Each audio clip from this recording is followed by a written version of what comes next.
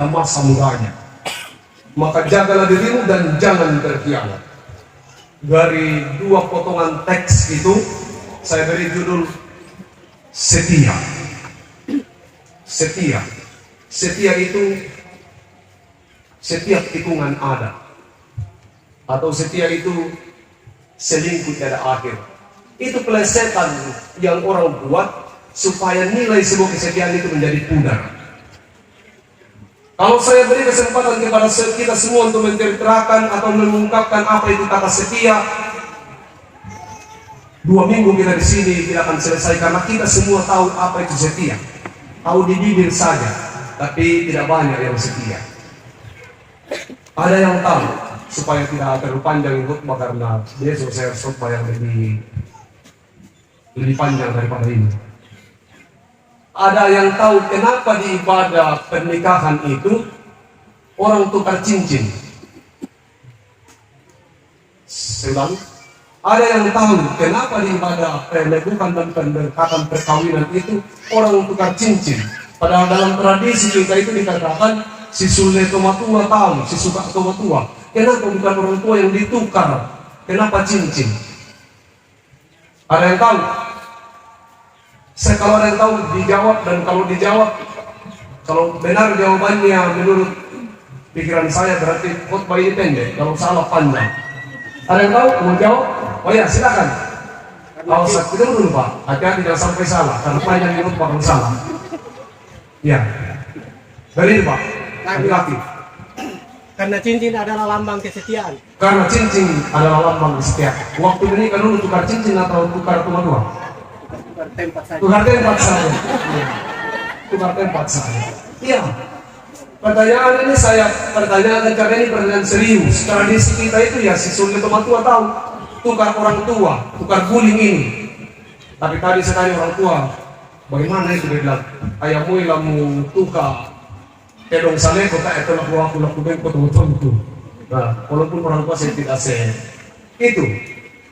Benar bahwa akhirnya khotbah ini harus pendek karena jawabannya benar.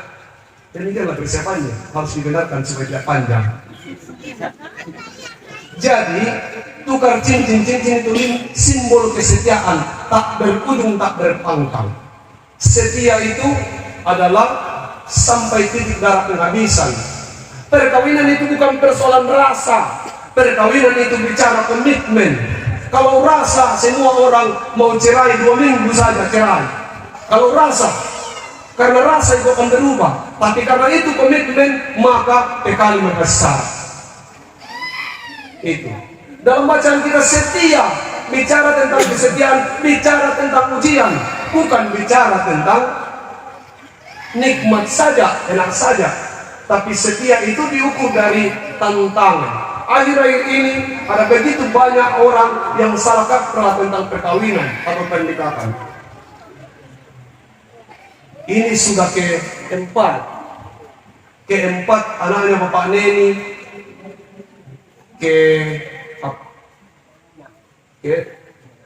keempat ke Saudadeko.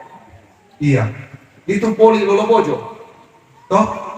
Empat-empatnya ke Saudadeko. Ini bagus, tapi hati-hati kamu Novi, karena kamu orang yang keempat, yang 3 ini baik-baik semua. Ya, oh dengar itu Bapak-bapak, masih diakui baik-baik semua. Yang 3 ini baik-baik semua. Jangan sampai yang keempatnya ini salah poli Lolobojo.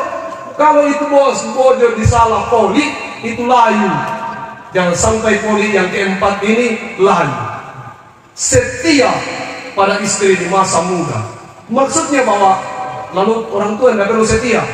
Ya kalau sudah di masa muda setia, masakan sudah tua mau tidak setia? Dok? Kalau masa muda itu yang diuji, masa masih ganteng dan cantik. Kalau sudah tua, dijual saja, tidak mau ambil istriku. Tidak ada di orang lain lah khawatir dia.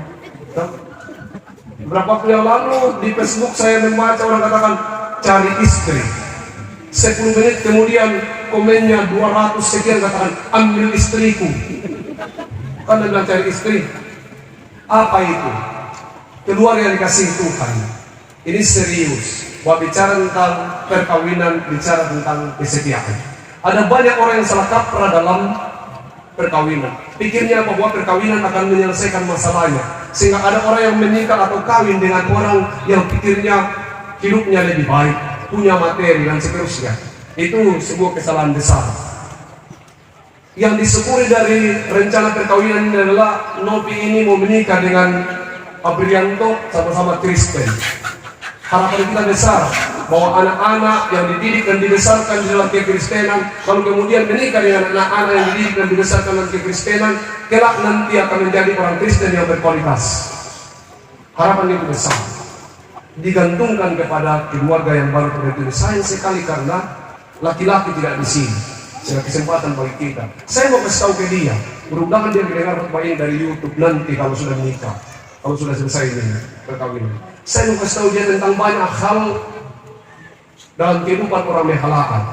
Di orang Mehalaan itu saya banyak bermain dengan mereka. Kalau bilangkan teraraan, itu belum tentu dikutuk. Itu bagian dari kasih sayang. Sayang dia tidak ada di sini. Harapan saya dia tahu bahwa Nuprianti ini ada beberapa darahnya hampir lengkap ini orang. Dengan begitu dia harus belajar menerima kalimat-kalimat itu. Dulu di perkawinan saya lupa, tapi saya sudah katakan dia belajar banyak kalau menikah dengan orang Mehalaan. Ada banyak ungkapan-ungkapan kalau kita dengar sepertinya sadis, tetapi dalam ungkapan-ungkapan maknanya itu dia bisa menjadi bagian dari ungkapan kasih sayang. Contoh yang saya katakan tadi, tak malah sampai hari ini saya masih pusing dengan ungkapan itu. Tak sia duka malah sia. Tak malah ya, kalau tidak ya jangan, tapi bilang tak malah. Kalau kita sudah bilang tak ya tidak bisa, tapi ada juga malahnya. Ini tidak bisa, ungkapannya maksudnya tidak bisa. Kalau tak ya tidak bisa lah, terus lagi ada malahnya. Tapi itu semua begitu unik. Sehingga yang saya katakan berhati-hati menikah dengan orang yang multi etnis. Biasanya akan muncul berbagai persoalan. Cincin tadi, ini baru intinya.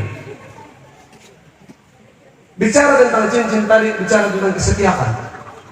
Saya tanya mereka berdua waktu pastoral, mau ada tukar cincin kah?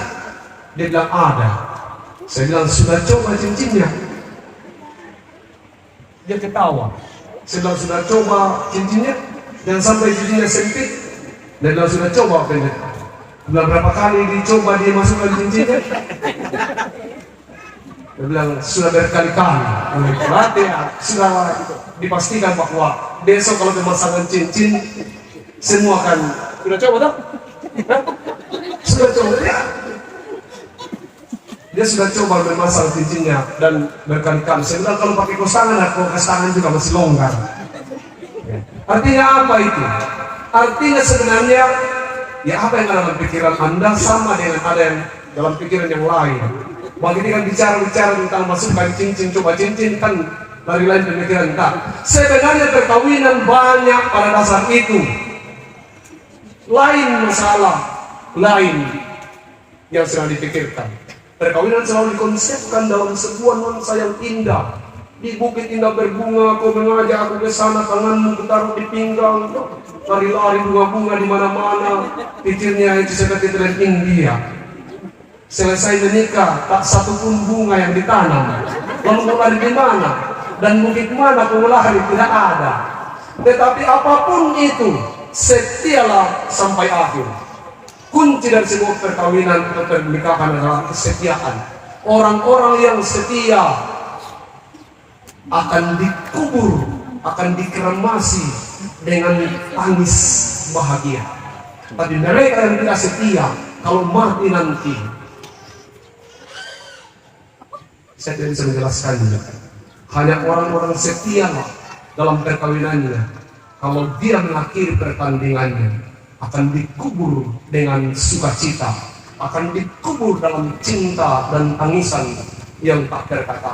Tapi mereka yang tidak setia akan mendapatkan kesulitan-kesulitan, bukan pada saat dia hidup, tapi pada saat dia mati. Kesulitan ditinggalkan untuk keluarga, dan kesulitan kemudian akan dihadapi dalam hidupnya di depan atau di hadapan Tuhan. baik. Sekali lagi, perkawinan bukan persoalan pasangan. Perkawinan adalah persoalan komitmen. Kemarin dalam pastoral pribadi kami bertiga saya katakan, sebelum saya yang diberi mandat oleh majelis gereja untuk melakukan pelayanan pendidikan pemberkatan perkawinan kudus ini. Tapi sebelum saya melakukannya, saya tanya mereka berdua, apakah saudara mau kalau pendeta Pasma yang melakukan pemberkatan? Karena bisa diganti dengan pendeta lain.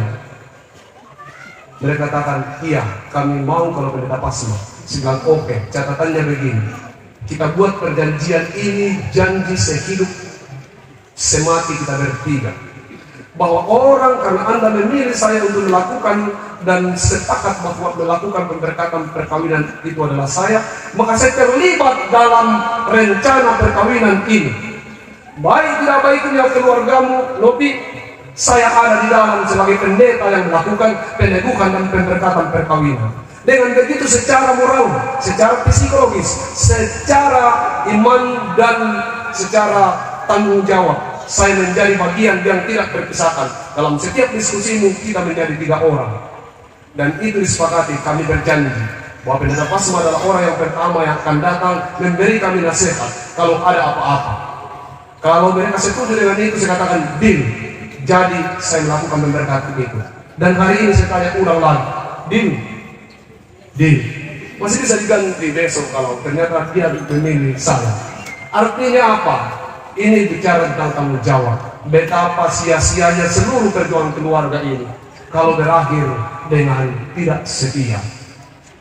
Akan banyak tantangan lebih. Akan banyak masalah. Baik itu masalah ekonomi, masalah keturunan, dan masalah-masalah lain. Disitulah kesetiaan diuji. Selamat diuji. Tuhan menolong lumpuhkanmu. Saya percaya bahwa Tuhan yang pertemukan kalian berdua. Segala persoalan bawa kepada Tuhan. Catatannya seperti firman Tuhan tadi.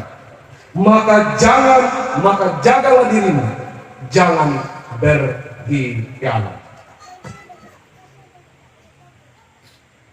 Bapak